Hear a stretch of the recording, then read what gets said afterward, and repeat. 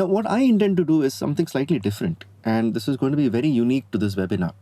So what I want to do is, I'm going to talk to you about a mix that I did, and I'm going to show you some of the things that I did. But through that, it is not just about showing you what kind of EQs, what kind of compressions, reverbs. No, there are tons of videos that will teach you how to do that. And it changes from person to person to person. There is no one form fits all kind of a thing. But in this, I want you to see how you can actually tell a story. It is important for you to see how different instruments have a conversation in a mix. And when I say these things, it may sound very philosophical, or it may sound as if I'm completely catching things out of air, but it's not.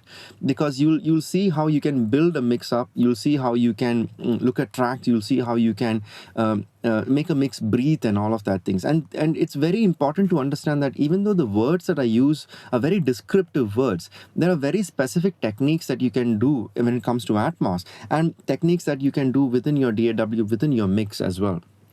So that's what I'm going to do today. I'm also going to show you the methods that I use when I mix songs in Atmos, and my processes and how I approach things and how I look at things and why do I do certain things, what are the settings that I do within the renderer, and how do I achieve what I want to do in something that is comfortable to me as well. We'll also talk about philosophies, we'll talk about point of views, because, as with everything and any mix, there's always multiple points of views. There is no one size fits all for this. There is no right or wrong way to do this. There are just guidelines, and these are all recommendations. These are all things that you can take with you and, try to see how it works and fits your workflow.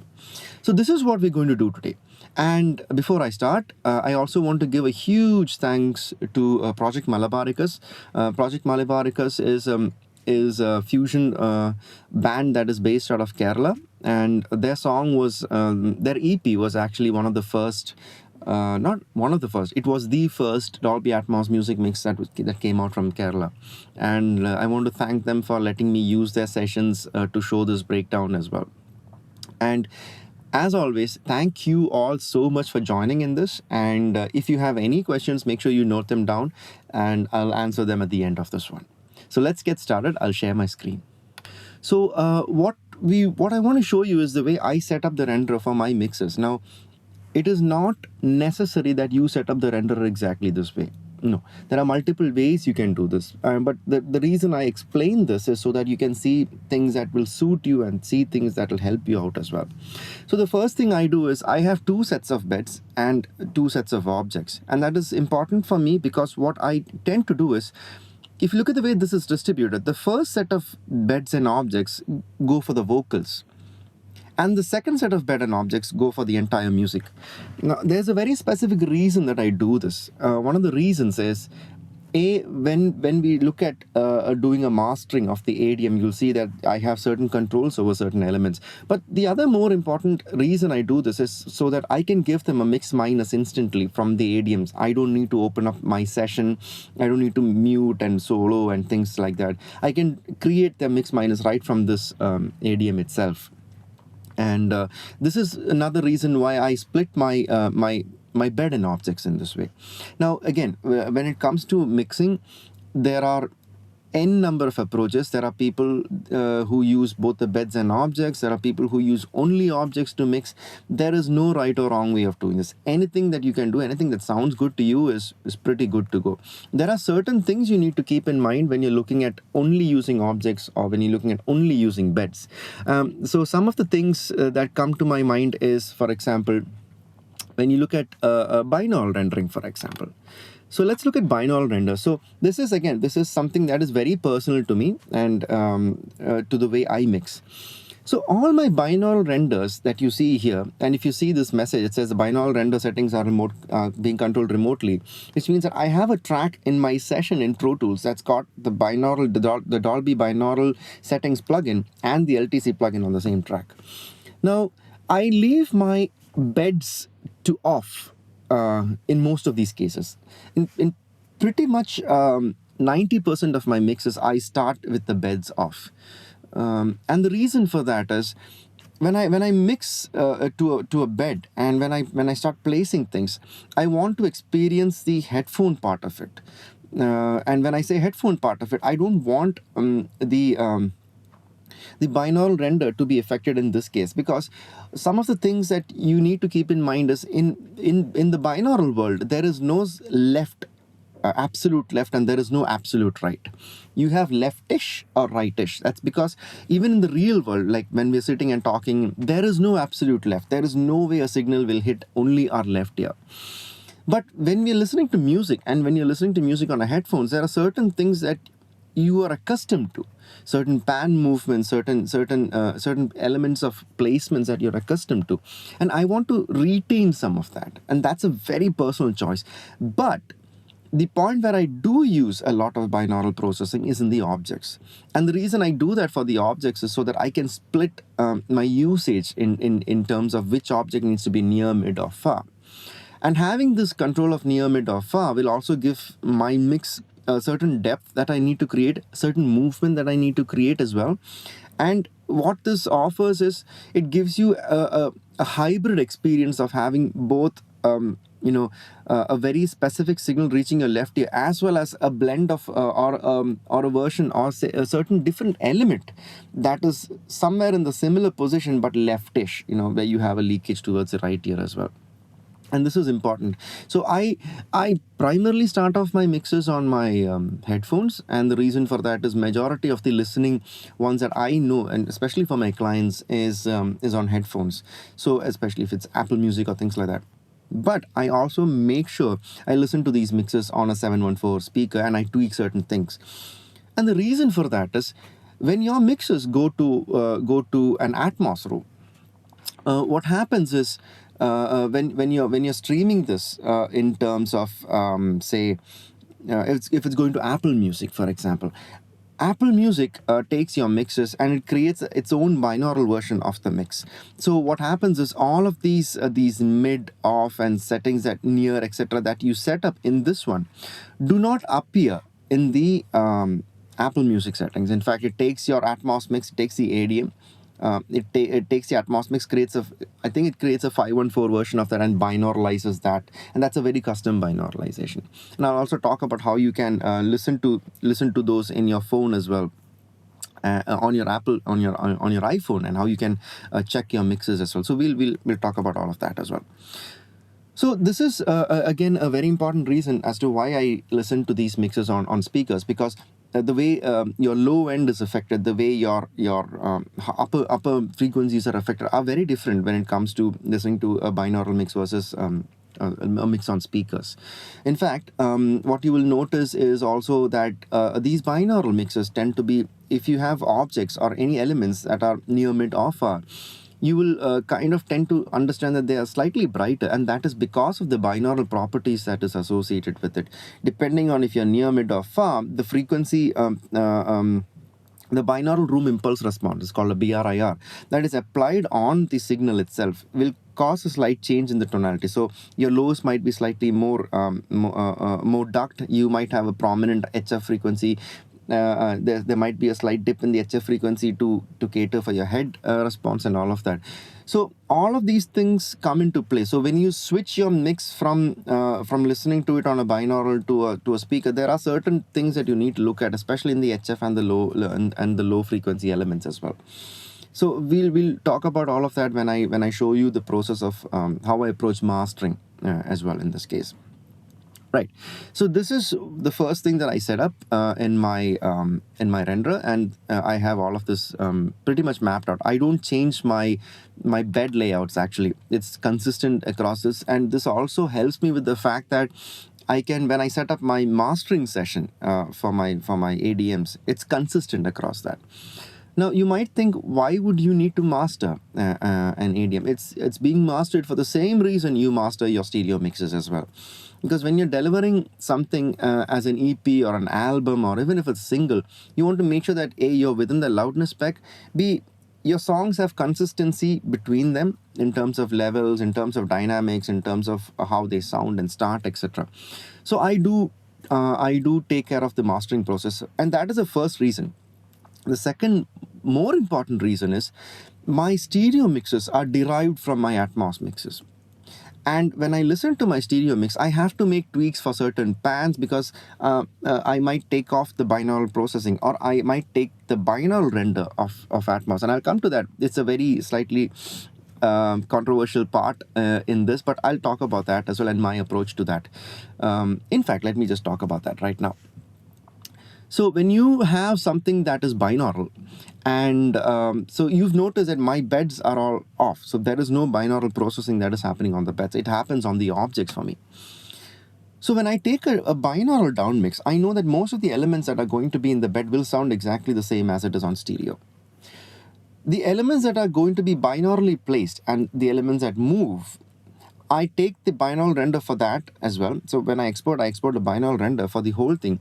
And the advantage it gives me is my stereo mix will be very close to my my Atmos mix in terms of the binaural render. Now, there are certain elements that you need to listen to on speakers, especially if you're doing a stereo mix, because they might sound quite well and good on your headphones, but they might change on the speakers, especially when you have phase issues and things like that. For me, in my case, it's been very occasional. It's not always very apparent in terms of what happens in that sense, but it's a good idea to listen to those and tweak those things. So because of that, my stereo mixes that I get sound very close to the way my Atmos mixes sound. And this is why I take a binaural out rather than a plain stereo out. So when I take a binaural out, I also check for certain pans and reduce certain surround pans, etc., just so that it becomes a bit more tighter in the stereo mix. Because people would definitely want to use a stereo mix for, let's say, YouTube or any other streaming platforms, versus you want to use an Atmos mix when you're listening to it on an Atmos enabled device. Right. I hope that makes sense. And if not, just make sure your questions are ready at that point of time. Right. So that is one of the things. The other thing that I definitely have in this is in my preferences, I have my headphone only mode on. And in processing, spatial coding is not needed. Ideally, you would set your spatial coding to 16 at this point, because most of the music services, they stream at 16 elements. And again, if you want just a bit of spatial coding, it's basically taking all of your elements and placing this in a very specific, it's kind of like a dynamic object that happens in your mixes. I mean, if you head over to the Avid website, there's a blog article that I wrote about spatial coding and how and what you need to keep in mind when you're monitoring through spatial coding.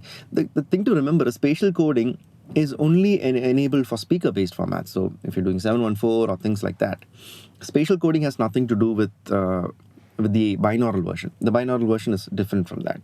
And spatial coding is also used so that the data rate can be reduced. I mean, if you have 128 tracks, I mean, you have beds and objects, it's going to be 128 tracks. It's going to be a very difficult or a very difficult thing to stream 128 tracks. So spatial coding is used to reduce the data rate and all of that. And you can read about it in detail on the blog on the Avid website, or even within Dolby's website as well. Dolby has an amazing website that caters to a lot of questions. They've got a forum as well on answering a lot of questions, technical questions, and all of that as well. So this is another one that I do. I turn off, re-render processing is again turned off as well. So if you want to save on CPU within your renderer, this is another very interesting thing. So in your re-renders, you can choose to, so let's build my re-render in this case. So I don't want any of these re-renders, right? I'm going to create a binaural re-render, and I'm going to, in this one,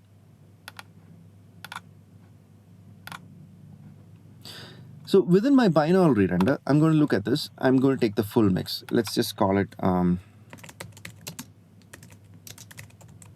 because like I told you earlier, all of my stereo re-renders actually come in from the binaural re-render. And once I hit accept, and you can see it says offline, I do not, in this case, because I'm using the production suite, I do not need to use a live re-render because I don't want to waste CPU cycles on this one, processing it live, and I'm not listening to it as well.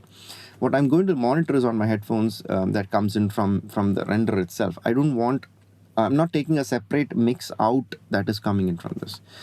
So if I want to add one more,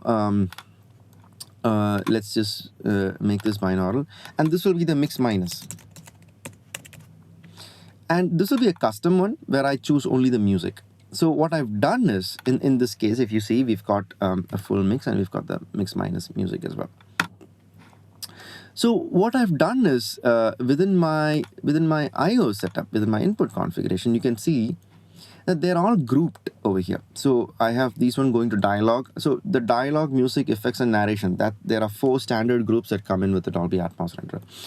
So all of my vocals are going to the dialogue, and everything else after that is going to the music. So it's basically like I have 2 stems within this, and I can export a full mix consisting of the vocals and the music that go together as the full mix, and another mix that is minus the vocals and just the music that goes. So this is another advantage that I have when we create these kind of a bed and object workflow. Right. So and another thing to keep in mind is make sure you have time code set so that you can also look at your loudness spec that comes in here. Just make sure you chase it at this point of time. And once all of this is done, it's just you set it once and then you can leave it at that. I don't tend to change a lot of these settings. I leave it at this. It was not a setting that I did on day one. No. I arrived on these settings. There were multiple iterations and things like that. So this is something that helps me in my workflow. Right. So this is the session. Again, as I mentioned, this is a song called Pilleru by Project Malabaricus. It's from their EP called Ritu. It is available on Apple Music, on Hungama, on Spotify, on Tidal. You can listen to this mixes, and it's available both in Dolby Atmos and stereo. The certain things that I want to tell you is that, like I said earlier, I'm not going to talk a lot about very specific EQ processing or things like that, because there are any number of videos that is available online which you can pick up and learn from that. What I'm going to talk about is positioning, is rides, and what I like to call as layered mixing. Now, see, layered mixing is not a concept that I made up. It has always existed. I just wanted to put a name for this so that it helps me in explaining what this technique of mixing is. And I decided to call it layered mixing. It's where you build layers of elements one over the other in terms of ride, frequency spectrum, and pan positions, and they end up having a conversation. It's a very interesting thing. So there's a certain thing about Pilleru is that when we had the floods in Kerala, the big floods back in 2018, there was this whole thing. Until that time, there was this whole notion that this younger generation, they work on their own. They don't listen to anyone. They're a different facet of society, and they're all, it's just like what we heard as kids. You've been doing things on your own, and you don't listen to the elders and things like that.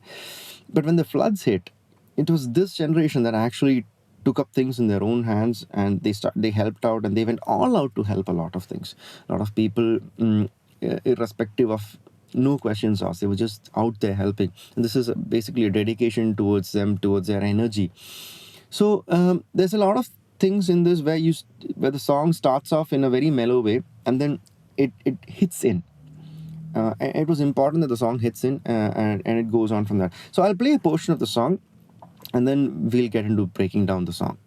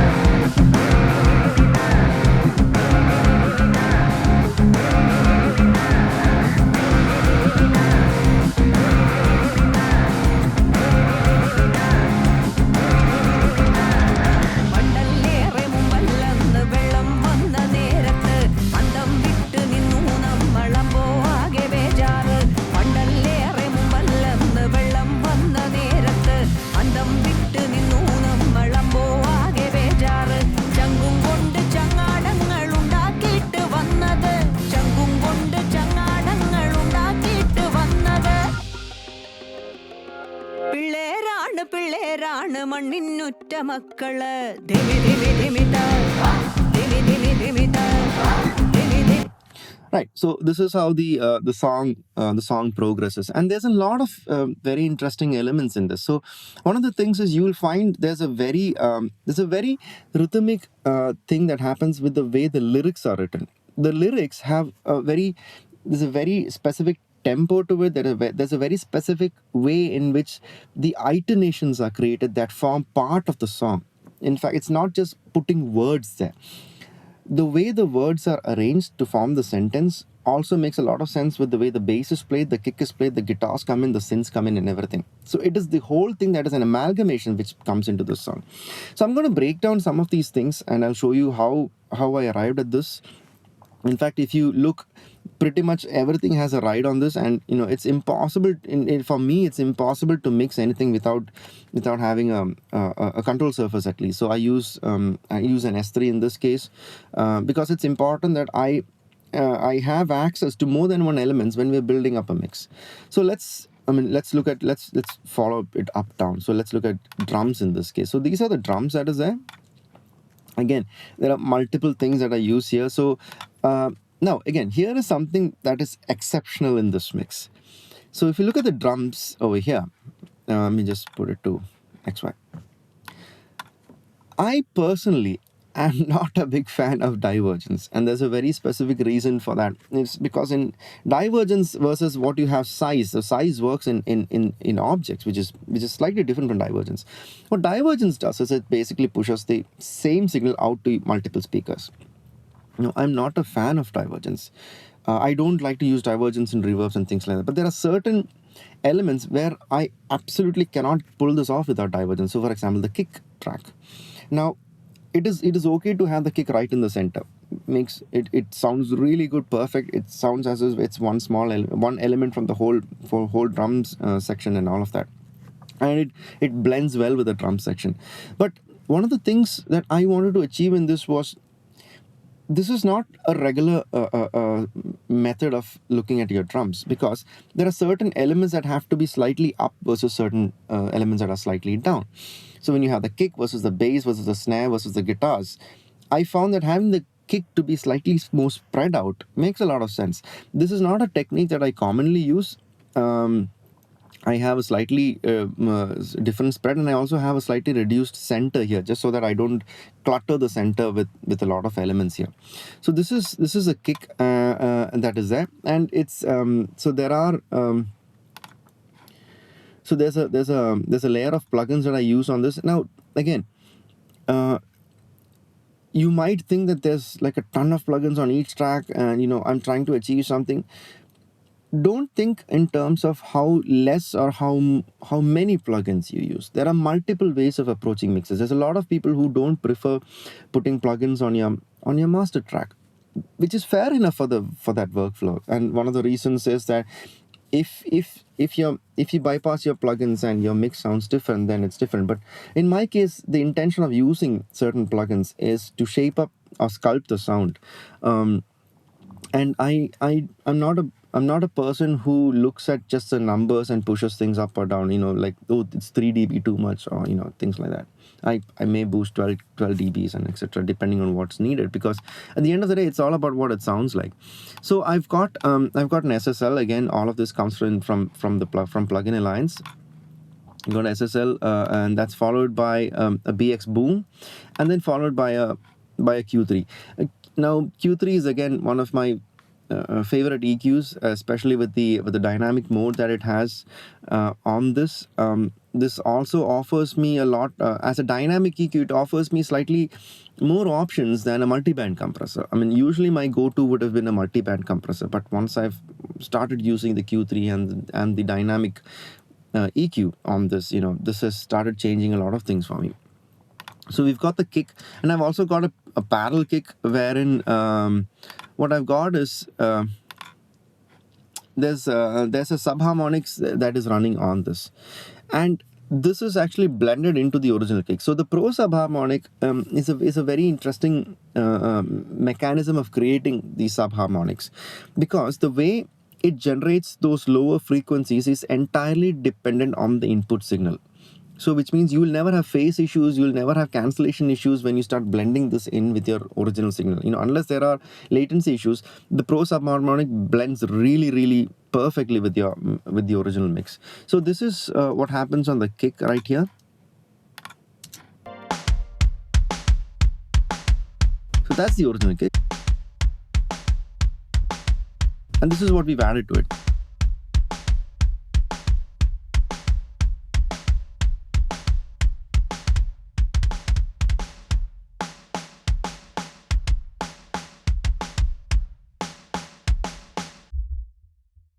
So that's the amount of low frequency that is going in that kick right there. Now, of course, you were hearing the snare as well. Now, if you listen to this kick, he goes double tempo. He goes, and there's a lot of transients that you really need to cut through, which is why there's a slight boost on the upper end on the kick as well. Again, that's a very fairly common technique of using an upper end boost on the kick. That's where you get the kick to sound through, even if you're listening to it on a mobile phone or really bad speakers or anything, because that rather than just the low end, you also you follow a certain tempo pattern that strikes there because of the top end of the kick.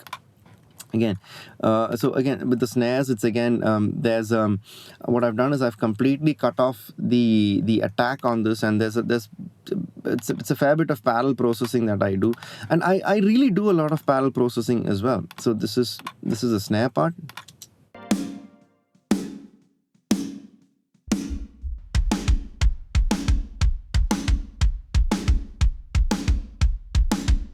So I do a lot of parallel processing as well, and it's very interesting for me in the way that I approach this, because the one advantage that parallel processing gives you is the fact that you can choose and pick not just your frequencies but also the tonality that you want to blend into this, and you're creating it from the same exact same element that is there. So we've got the snares, we've got the toms. We've got some room here, and one of the things that I use on the room is the BX Room MS. Another one that you can also use on the rooms is the Vintide 2016. It's got a front and back, which is a beautiful way of. It sounds really good if you want to pan elements to the back. Leave your panner to the back right here, and then use a BX. Sorry, not a BX. You can use a 2016 stereo that is there. So I've got a room that is panned back here. Now, if you listen to the entire drum mix, including your room, the reverbs, and all of the toms and everything, this is what it'll sound like.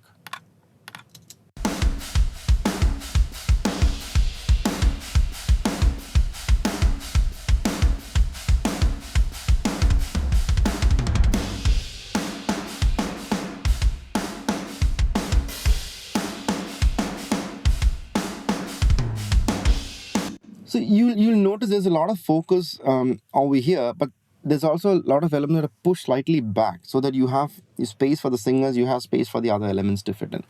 So we'll come back to this. So what I also done is I've sent my snares to a reverb. To a snare reverb to an object. Now there is a very specific reason I do that. Sometimes what happens is, so you want to keep things on objects just so that you have a bit more precision in your pannings. But the other reason that I also started to do this is when I export the ADM for my mastering, when I decide to master, when I'm not looking at all of these elements, when I look at individual elements, if I want, I can reduce the reverbs on the snare because it's been printed onto a different track as an object. So I have a lot of control in that way in my masters as well. If this was blended in and I want to reduce, that's just a painful thing. So it also helps me with splitting off certain elements that I really want to think about when I hit a point of mastering. So now that we've heard the drums, ideally we would want to hear it with the bass. So let's just go towards the bass and see what's on the bass. Now, the technique that you're going to see about bass was shown to me by Farhad. He was the one who pulled me into this idea. So the bass has an Opticom that is running on this. It's a fantastic plugin again from Brainworks, and this is what it sounds like.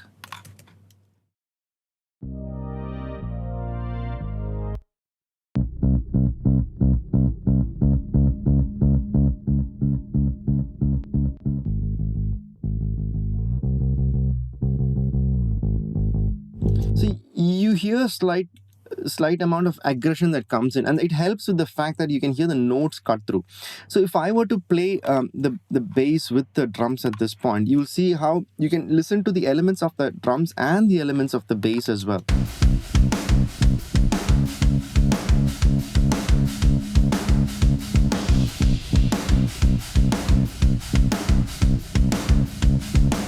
Now, in slightly more complicated form,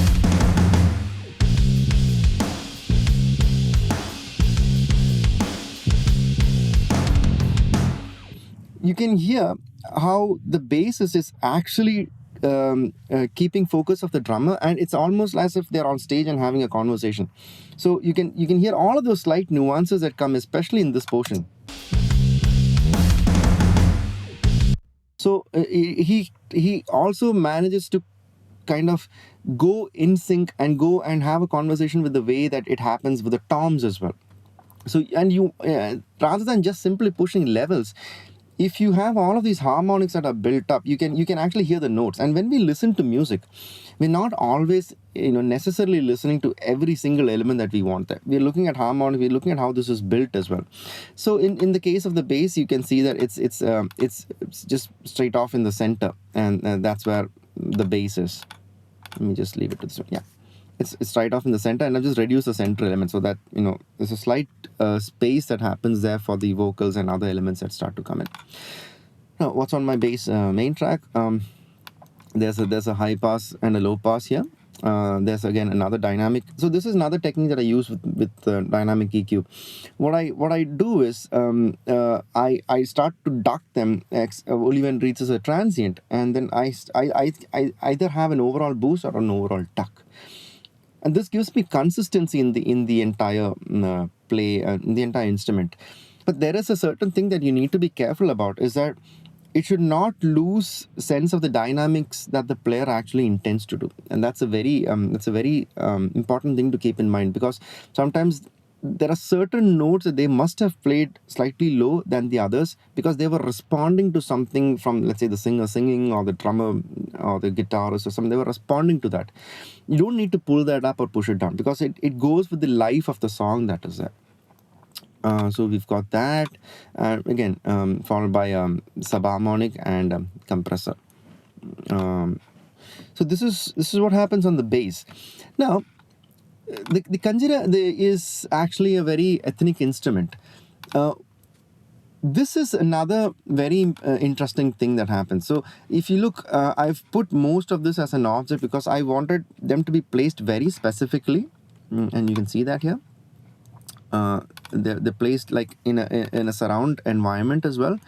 And the other reason I wanted this was also to have some separation in control, because the way this is built is there's a lot of transients in this, and I wanted to make sure that it translates well when we do the stereo master for this one. So this is how the kanjira sounds.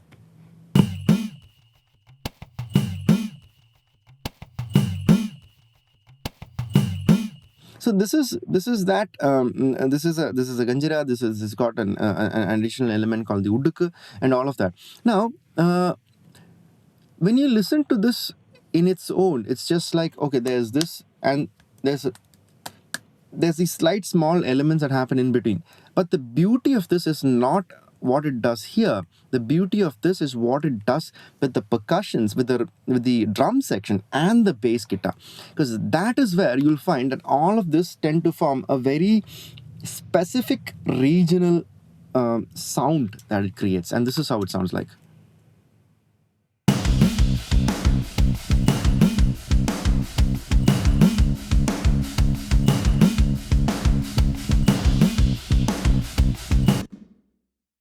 If you look at the way the notes progress, and once we leave this, we'll come to the lyrics, we'll come to the guitars and everything. You'll see how all of this starts to layer up, and within this you'll see there are rides that happen, and the rides are happening in there because you wanted to come out and go out in certain times. And even the bass is not necessarily a straight line that is played. There are certain things that come in and go out based on how the singer sings and how the performance happens, what the song is intending to do. Are you pushing the song forwards or are you bringing it back, etc.? So this is the kanjira that happens there. So we've seen the bass, seen the drums, and we've seen the kanjira. There are other percussion elements as well, which are snaps which happen in the beginning, which is just snaps and shakers, and this is what happens.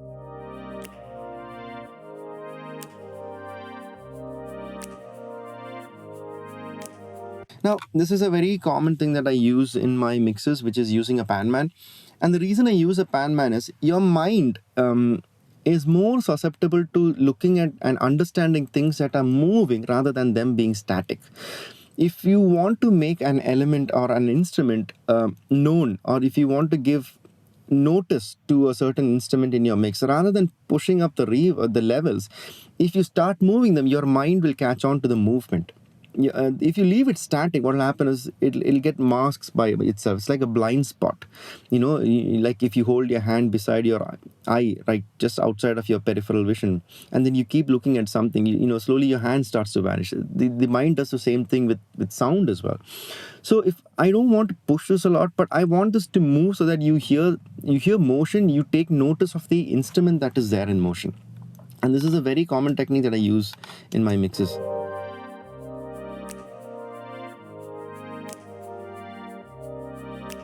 And you can see that the levels are really, really low. So the intention in this beginning part, remember, this was meant to be a dynamic jump. This was meant to be a brighter, a brighter element that sounds very conventional to a certain element of pop that is there. And then you turn into the other part, which is you go all out. You turn very ethnic. You go all out with your heart. So that's the slight difference that happens there with the percussions. So let's look at guitars for now, at this point. Now, with the guitars, there's a couple of things that happened. So they were multi-tracked in this one, and this was recorded by Sanjay, I believe, Sanjay Arakil. And so if you listen to the guitars, there are certain things over here that is part of an object. So the acoustic guitar is an object, and this is how it sounds like.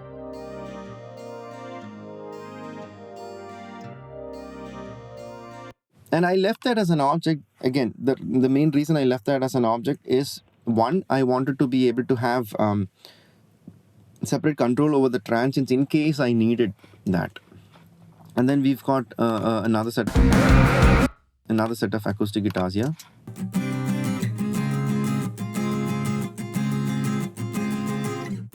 Now, here, if you remember this portion, we've got the guitars, we've got the ganjaras, we've got the bass, and we've got the percussions.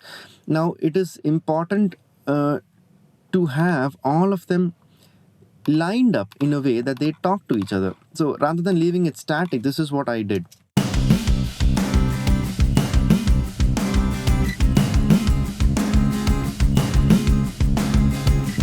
So there is an alternate level that happens between the ganjara and the guitars. So you have the ganjaras first and the guitars. So the ganjaras first and the guitars. In between, you have the slight note changes that happen on the bass, and then the whole drums that start up. You have the first transient that is there, and then you let the ganjaras come in, and then you start riding the drums in between. What this offers, and remember, the technique is not to make the ride known. No, you shouldn't feel like the drum is going up and down, up and down. No. The technique is just to slightly blend this in so that when this happens, you feel as if it is part of a whole performance and it is not static. Because let's say if I leave this as static, for example, let's just leave this, let's just take off the automation for now.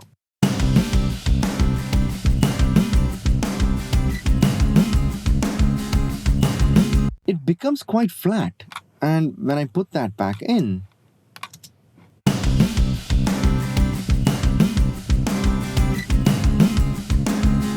you'll hear a call and response that is happening, and that is very important because now in isolation, this, I know this sounds slightly odd. You have one here, one there, but remember, there is a vocal that is happening here. There are other elements that are going to come in and fill in the gaps at this point. And when something like that happens, you will notice that you'll find there's a lot of elements speaking to each other. There's a lot of dynamics happening. You'll find there's a lot of movement and energy in the song. and all that you're doing is just picking and choosing where they need to speak at that point. And if you notice, so if you look at the guitars, so I have the guitars to be slightly brighter. I wanted them to cut through a lot of other elements in the mix, so I'm using a vitalizer here, followed by a smack. Smack is, again, that comes in from Avid. It emulates a lot of fairly well-known compressors that is out there. I take this with the smack on the normal. So you have normal, warm, and the opto, depending on how different processors are applied in your compressor. And again, it comes back into an EQ. Now, if you look at this EQ, it looks fairly daunting. But like I said, the idea behind an EQ is to sculpt the tone. And let me just bypass this for a moment and let's listen to how this sounds.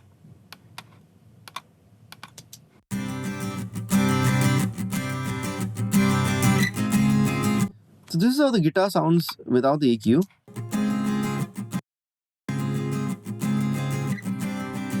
So if you notice, I've taken off a lot of the mids and the low mids elements.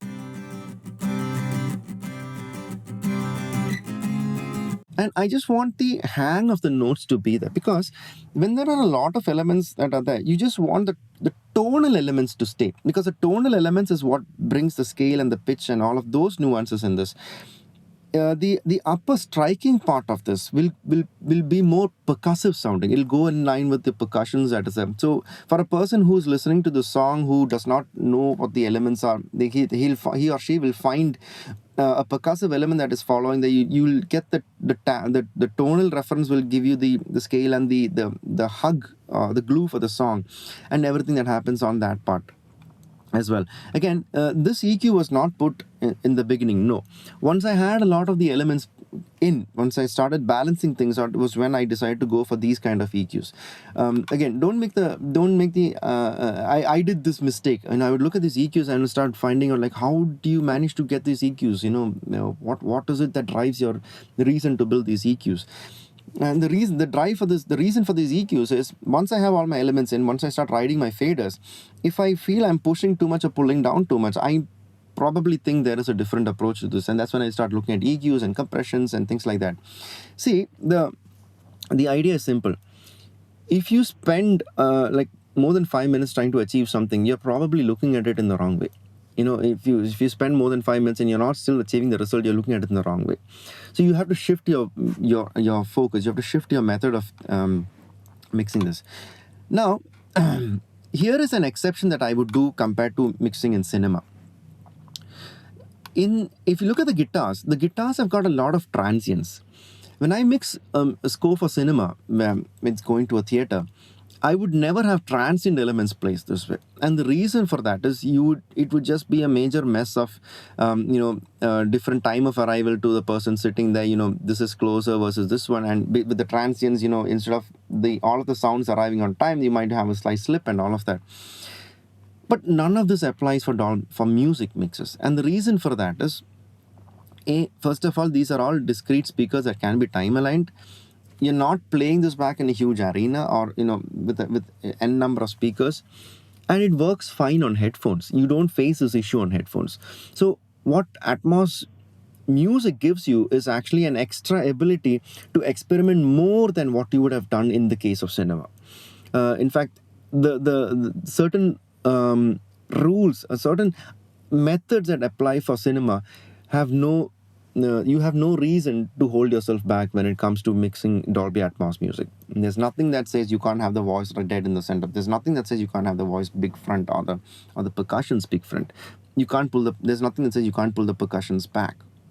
Whereas in cinema, it would sound really odd, to have the percussions back, and it would just break the whole song. The song wouldn't sound as one. So this is, and I was showing this just to show you a certain exception that I do when it comes to Atmos for music, which I wouldn't do in Atmos for cinema. Right. So now that we've got the acoustic guitars there, let's look at the drive guitars that come in. Again, these are fairly simple, and I've put the drive guitars to an object, and the reason I've put them to an object in this case is for positioning. So I'm using size, and I wanted to use size in this case.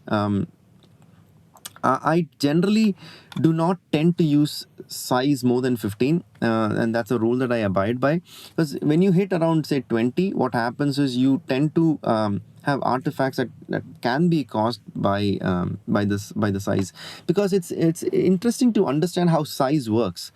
So you remember I was talking about divergence. Divergence is basically just sending the same signal across to all channels. The way size works is slightly different. In fact, it's very different from the way divergence works. So it uses a method called decorrelation. What decorrelation means is, let's say you have a sound element that is there. When you increase the size, the main element, the main tonal element of that stays there, and then it looks at the harmonic elements, and those harmonic elements are actually spread out in terms of frequency content. So it is actually spreading out in terms of frequency content across the speakers, which means that's why it makes that element sound bigger rather than just a big mono. It definitely increases in size. And this is one of the major advantages you have with Atmos, is that you cannot do this with your regular panel.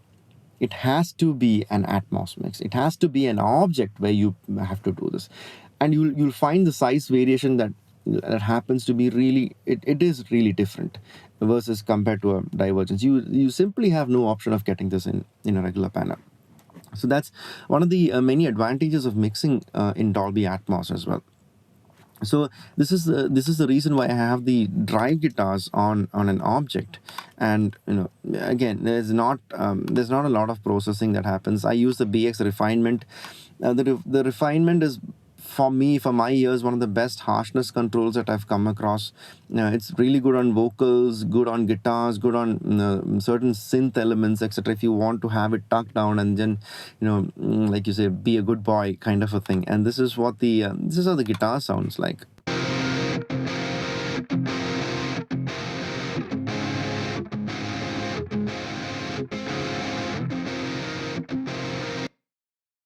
Right. So there's another thing that I use a lot, which is the Dolby Music Panel. One of the advantages with the Dolby Music Panel is that you can write down and sequence your pans within this. So if I were to open up the music panel, set my object, correct references on the objects, make sure it maps to the right output, and go to edit, and I can choose and do my own pans here.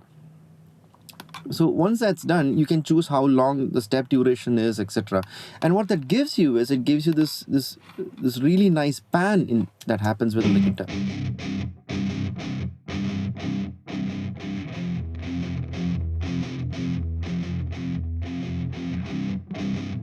And now there is a certain thing that you need to keep in mind when you're doing this. So because the automation is on a plugin, and if you're doing an offline bounce to an ADM, the plugin information will not come on the panel. The plugin information is not going to be exported to the ADM. So what you need to do is, you need to be able to convert this plugin information into your object panel. And the way you do that is, you go to setup peripherals. This you have to do just once. Go to Dolby Atmos, and make sure link object audio recording is turned off, because what you're going to do is, you're going to record the pan automation that is on the plugin into your track. So once you do that, you just put your track into latch mode,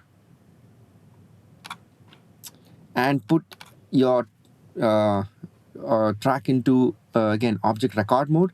And if you hit play, what is going to happen is, you will see this plugin information is being transferred to Pro Tools.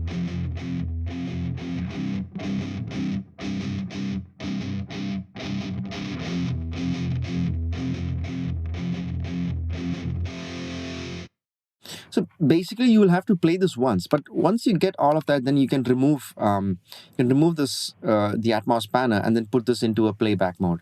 So once you have all of these things sorted out, it's also very important to keep a note of where your tracks are going to be and how they're going to be lined up as well.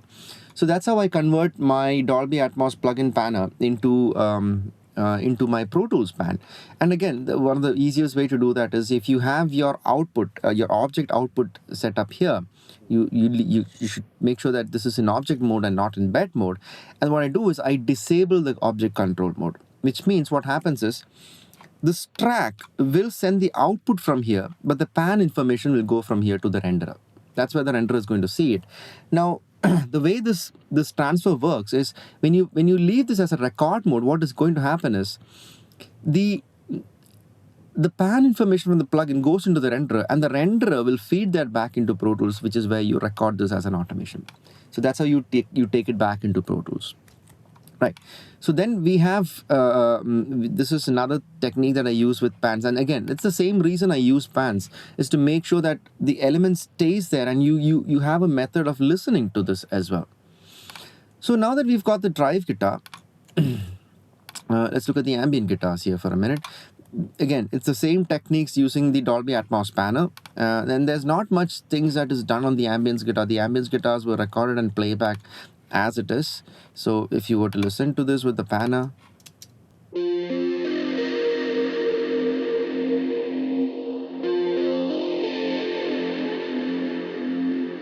this is just what happens in this case. There's just slight pan information that is there, and the reason for that is, so if I play everything until here, let's solo everything till there, and we start to listen to the section, you'll hear how each of these elements is actually placed so that you can listen to it without being pushy in terms of the levels.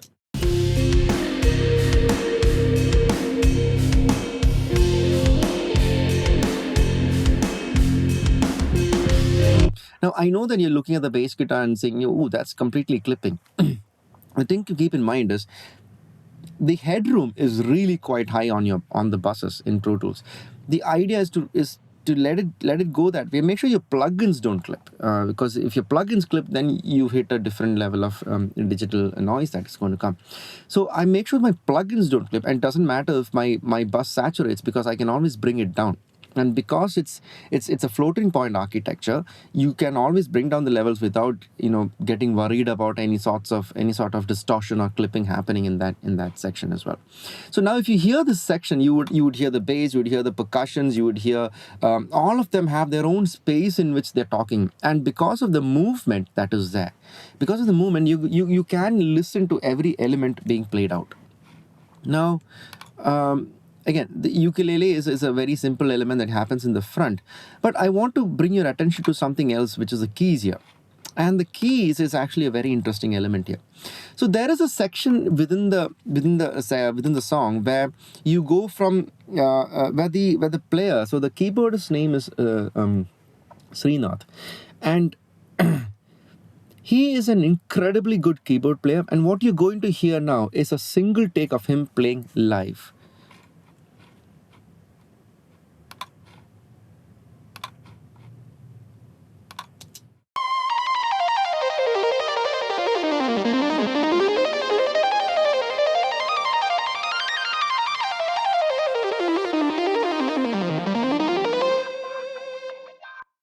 And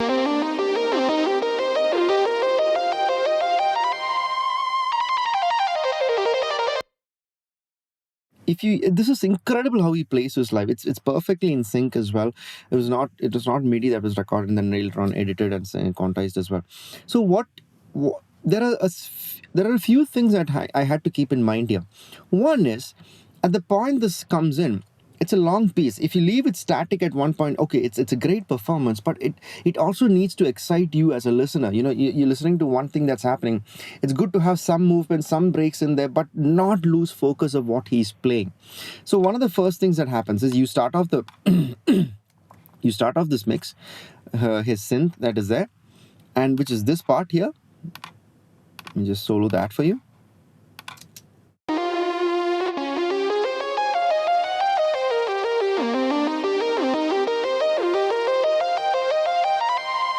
If you listen here, there are these 3 points where he does these slight movements over there. So what I've done is I've just selected those 3 points and added 2 different kinds of delays.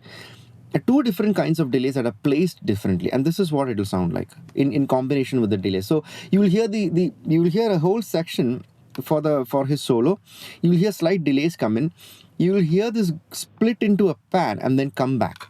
Now the reason I did all of this is you go from one element to a delay element to getting more excited about that, and then making sure this comes back into the center and it comes back as part of the instrument as well. Because if this was too wide, or if this was too gimmicky, or if this was too off, it wouldn't feel as if he played it. And this is actually Srinath's comment. It's like, do you think that it sounds as if I played it as an artist? People should not think that I did not play this.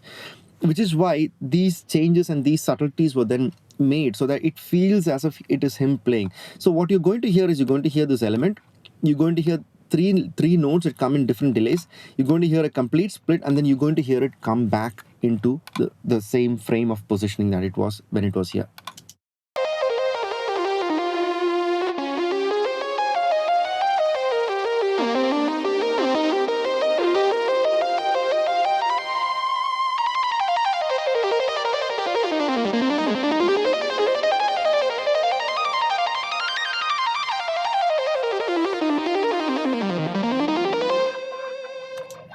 And the way this pan is achieved is actually quite simple. The notes were split alternatively onto two different tracks. They were placed differently. So there's one that is leftish and one that is rightish. They rode in and then they took off. So they added to this element and they went off. And they were perfectly in sync. So that's what makes it wide. And the reason is that I still had the main track stay there, so that you don't lose focus of the instrument that is there. So you don't lose focus of the fact that he's actually playing this. And this is how you bring an additional level of excitement into the song as well. So if you were to listen to all of the elements until here, and this is what it will sound like.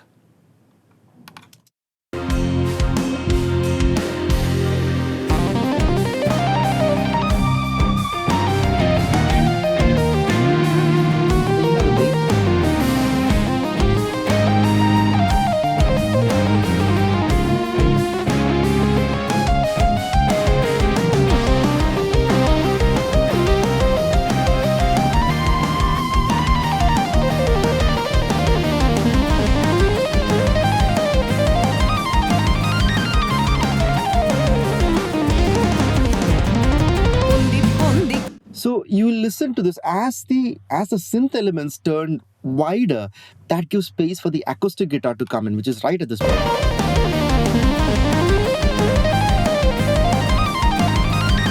And that is again, so that's how you can, so as each element moves away, you still hear the element, you still hear an additional element. This is the technique that I was mentioning to earlier as the layering concept of mixing. So you start layering every one of these, you start stacking them separately, you start spacing them out, and you'll still hear newer elements. And that's what excites a listener. It's the ability to hear new things, in the context of everything. And when you start hearing new things, and if on re-listens, you'll start to hear different things again, and different things and different things. That's the beauty of layering. So once we've got that, let's quickly take a look at the vocals now, which is the last element here. So the vocals are pretty simple. It's basically just Nectar followed by a multi-band and then the Acme Opticom that is there. And what I've got on the reverbs is again this pretty common technique that I've been using for a very long time is, so what I do is I insert the Pro compressor and I put it in the listen mode. So what happens is this is more like a performance reverb. So as the singer sings loud, you have this compression that comes in, you hear it starts to compress, right, as it crosses the threshold. Now what happens is, what this little speaker enables you to do is to listen to the gain reduced signal. So it is just that compressed, that loud portion, which will be pushed into a reverb, which is, in this case, I'm using the Seventh Heaven from Liquid Sonics, beautiful sounding reverb, via an EQ. So what happens is, when as a singer, when she pushes her vocals, when she starts singing slightly loud in terms of her dynamics, those loud portions are highlighted even more beautifully, because what happens is, as she goes loud, it'll cross the threshold. When it crosses the threshold, it'll play back here. What comes out of this plugin will then go into the reverb, and only the loud portions will be going to a reverb, which means you don't spend a lot of time, sitting and fixing, writing a lot of faders and all of that and things like that. So it's a fairly easy technique that I do within this one as well.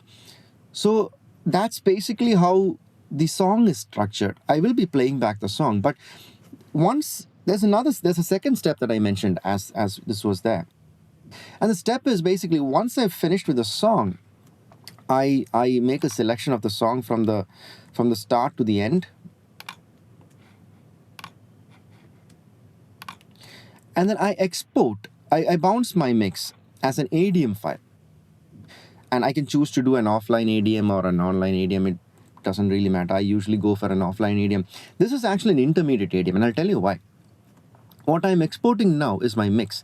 The main thing to make sure you do is to make sure you have the embed program level metadata from the connected renderer. This means that all of your binaural settings and everything will be baked into the ADM. So I make this export. Once I do the export, what I do is I make a new session. So I close the session and I make a new session. And within the new session, what I do is the first thing I do is I go to my IO setup and I delete everything. Because I want to be able to recreate my IO setup from the ADM that is coming in. So when the ADM is imported into the new session, it will create all of my IO setup, it will link it to the render, and all of that is set up and ready to go. Once that is there, I have this session which is pretty much like my stereo mix or my stereo stems. This session, which only has the ADM, is what I will master. So to quickly show you that, let me just close this first. Let's make a new session. Let's call it ADM master.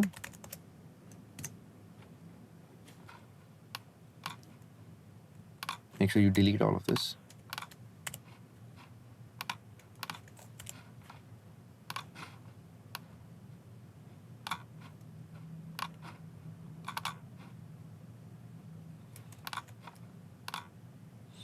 So now it'll import my entire mix that I did just before, which we exported as an ADM, into a new session.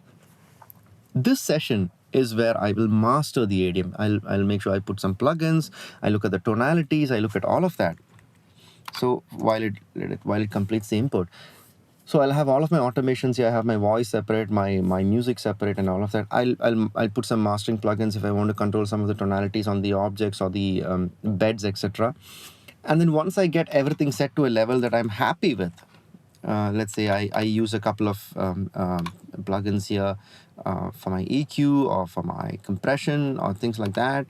And then if I want some individual control on the pans, etc., this is why I have them split up separate. So for example, I have some of the reverbs separate here and things like that. So once I have all of these elements separated, and once I finish my master, I can then export this file, will be my final master.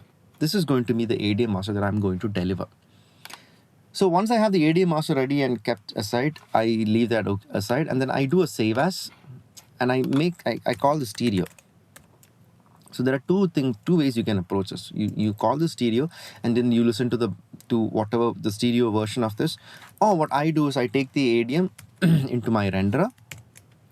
So I can open up the ADM in my renderer using the open master file.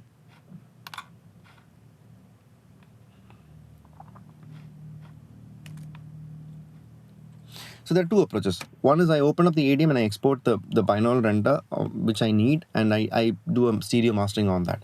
The second approach I do is I come to my renderer and I leave my monitoring in stereo mode because I want to listen to this in stereo. I want to get rid of all of the binaural processing that is happening on the objects, etc.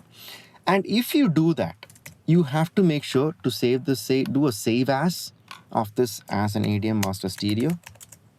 Because then here, you remember when I spoke about the binaural settings being embedded, or the embedded binaural settings, I said that there will be a difference in the low and the highs. It might sound brighter, or you might be happy with that, and the moment you shift to the stereo, it might sound slightly more on the low end and less on the high ends. So you need to be able to control all of that. And that's why I do a save as a stereo, and then I do an EQ on this. I control the pan elements and all of those things. Then I bounce this off as an intermediate ADM, and I take a stereo down mix of that. This process is where you will have an advantage if you're working with an RMU, because you don't need to go through all of the steps that I just said, because you can just have the first ADM, send it to your renderer. You can still listen to your stereo down mix in the same session if you want, because it can provide you with a loop back signal, whereas the production suite will not let you do that. So there are all of these certain advantages. So then I take my stereo mix and then I take my ADM mix and I deliver that. it's very important to make sure that the length of your stereo mix is exactly the length of your ADM file. In case someone, when they're listening to this on their phone or their headphones, and they start to switch between the Atmos and the stereo version, there shouldn't be a jump or kind of a slip between them, and it can be seamlessly as well. So this is how the whole mix sounds like, and this is how the approach to the mix is. I'll definitely play you the master for now. I'll play a portion of the master. You can definitely get along and listen to the song on Apple Music. Just make sure you look for Project Malabaricus on Apple Music or on Hungama and most of the streaming platforms as well. And this is how the song sounds like.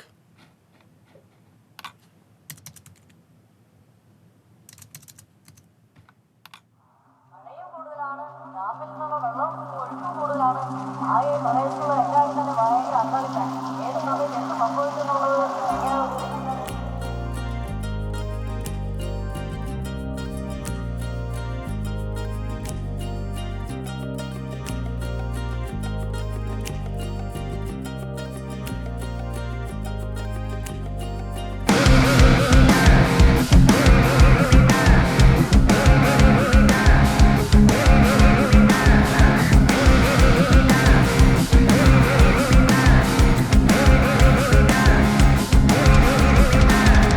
പണ്ടല്ലേറെ മുമ്പല്ലെന്ന് വെള്ളം വന്ന നേരത്ത് അന്തം വിട്ട് നിന്നു നമ്മളമ്പോ ആകെ ബേജാറ്. പണ്ടല്ലേറെ മുമ്പല്ലെന്ന് വെള്ളം വന്ന നേരത്ത് അന്തം വിട്ട് നിന്നു നമ്മളമ്പോ ആകെ ബേജാറ്. ചങ്കും കൊണ്ട് ചങ്ങാടങ്ങൾ ഉണ്ടാക്കിയിട്ട് വന്നത്, ചങ്കും കൊണ്ട് ചങ്ങാടങ്ങൾ ഉണ്ടാക്കിയിട്ട് വന്നത്. പിള്ളേരാണ് പിള്ളേരാണ് മണ്ണിനുറ്റ മക്കള്. ധിമി ധിമി ധിമിത, ധിമി ധിമി ധിമിത, ധിമി ധിമി ധിമിത, ധിമി ധിമി ധിമിത, ധിമി ധിമി ധിമിത, ധിമി ധിമി ധിമിത, ധിമി ധിമി ധിമിത, ധിമി ധിമി ധിമിത.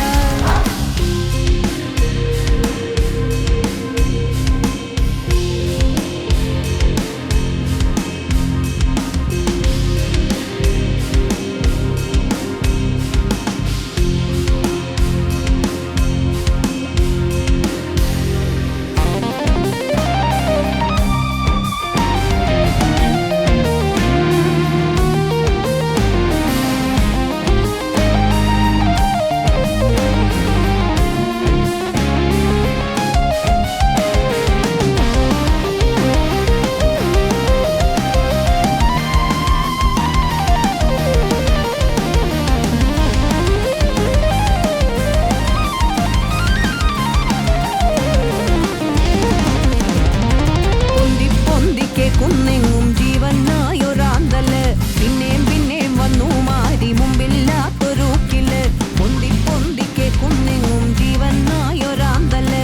പിന്നേം പിന്നേം വന്നു മാറി മുമ്പില്ലാത്തൊരൂക്കില്. ഏതോ ദിക്കിലേതോ മുക്കിലോരോരുത്തരെത്തവേ, ഏതോ ദിക്കിലേതോ മുക്കിലോരോരുത്തരെത്തവേ. പിള്ളേരാണ് പിള്ളേരാണ് കട്ടയ്ക്കന്ന് നിന്നത്. ധിമി ധിമി ധിമിത, ധിമി ധിമി ധിമിത, ധിമി ധിമി ധിമിത, ധിമി ധിമി ധിമിത, ധിമി ധിമി ധിമിത, ധിമി ധിമി ധിമിത, ധിമി ധിമി ധിമിത, ധിമി ധിമി ധിമിത, ധിമി ധിമി ധിമിത, ധിമി ധിമി ധിമിത.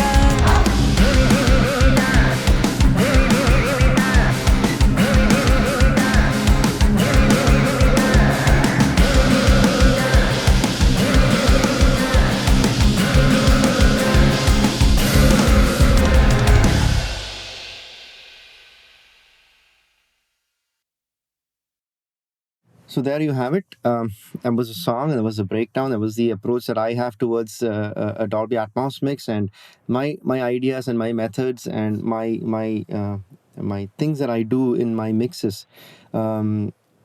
I hope you all enjoy this, and I hope you have something to take back with you and learn with you and implement with you as well. I also look forward to learning from you guys on sharing all of your experiences as well.